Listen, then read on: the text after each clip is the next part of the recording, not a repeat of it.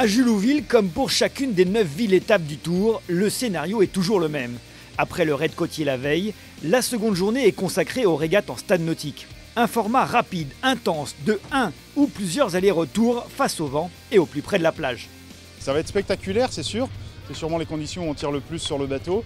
Et donc voilà, la mise à l'eau est compliquée avec des vagues qui déferlent un peu sur la plage. Mais je crois que le spectacle va être sympa et quand on voit comme c'est serré au classement général, il y a beaucoup d'enjeux aujourd'hui.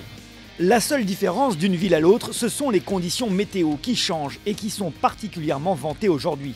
Il va falloir rester concentré toute la journée pendant les qualifications pour pas abîmer le bateau d'abord et puis après la finale, quoi. Malheureusement pour Beija-Flor, vainqueur du stadium de l'acte 2, des 8 finalistes de Fécamp, il sera le seul à rater la super finale de Julouville, battu d'1 point en qualification par l'étonnant équipage de Pays de l'Or Hérault, seulement 25e au général.